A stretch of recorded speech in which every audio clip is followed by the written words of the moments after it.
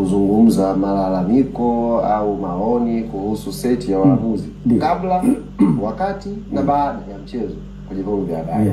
Kwa hiyo sisi tutafuata kile ambacho TFF na bodi wametuelekeza kwenye kanuni. Kwamba ukiwa na lolote andika kwa maandishi. Kwa hiyo cha kwanza kudeclare ni kwamba hatakuwa na ufahamu au taarifa kwamba kuna seti ya waamuzi inatoka Egypt. Hamkuwa na taarifa kabisa hiyo. Hatakuwa na taarifa hiyo kabisa. Kwa hiyo kinachofuatia sasa hivi ni uongozi kulishughulikia hili jambo na kwenda nalo kama mambo kanuni inataka. Yako mambo ambayo tunataka tujiridhishe.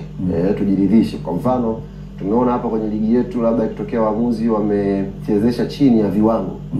Kuna hukumu huwa zinachukuliwa na kamati zile na ndio bwana. Kuna mchezo anafungiwa na hukumu. Kwa baadhi ya vitu huyo alikuja kutoka Egypt seti hii ikitokea labda na wao wamecheza chini ya viwango wanaadhibiwa yao itakata cross paka Egypt kwamba ile fair Egypt itakuwa na hiyo mapendekezo kama mtumwa hapa, lakini pia tutawashughulikia huko ikitokea au mtawashughulikia. Yani kuna mambo nataka tujiridhishe kama ambayo nataka kuiweka kwa inapotokea hii. Unajua hizi taasisi za mpira hasa sisi kwa upande wetu kama Yanga, msizungumzie watu wengine, tunataka tujiridhishe na kila kitu ili tunaposema fair result inapatikana kama ambavyo ni iko na miongozo ya mpira inataka, basi usiwe na kinyongo rohoni. Sio kaenda pale wewe ukafunga ukaanza kulilia muamuzi baadaye.